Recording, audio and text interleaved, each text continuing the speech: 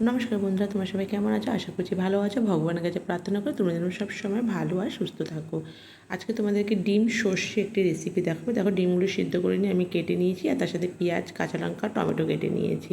ডিম সেদ্ধ করে নিয়ে কড়াতে তেল দিলাম, তেল দিয়ে একটু ডিমের মধ্যে নুন হলুদ মাখিয়ে ডিমগুলো ভেজে নেব। ডিমটা একটু হালকা করে ভাজলেই ভালো হয়।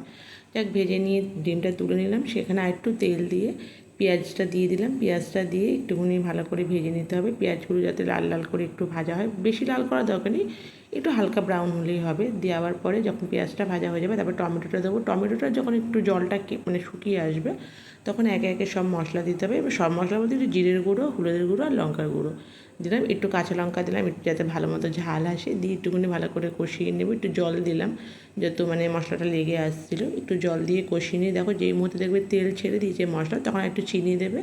চিনি দিয়ে ভালো করে কষিয়ে নিয়ে এবার আমি একটু সর্ষে আর একটু পোস্তও দিয়েছিলাম, আর কাঁচা লঙ্কা বেটে রেখেছিলাম সেটা দিয়ে দিলাম। দিয়ে একটু কষাবো। কষিয়ে দেখো যখন মশলাটা তেল ছেড়ে দিয়েছে, দেখো পোস্ত থেকেও তেল ছেড়ে দিয়েছে। দিয়ে এবার আমি জল দিয়ে দেবো, পরিমাণ মতো জল দেবো, কারণ এখানে একটু ডিমগুলোকে আমাকে দিয়ে ফোটাতে হবে। দিয়ে এবার একে একে ডিম যে ভেজে রেখেছিলাম সেটাও দিয়ে দেবো।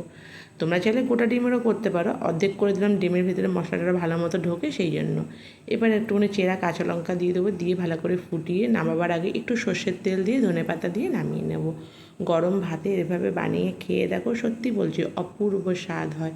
তোমরা চাইলে শুধু পোস্ত দিয়েও করতে পারো। আমি পোস্ত দিইনি, আমি সর্ষে দিয়েছি, তার সাথে পোস্ত দিয়েছি। ভালো থেকো বন্ধুরা, সুস্থ।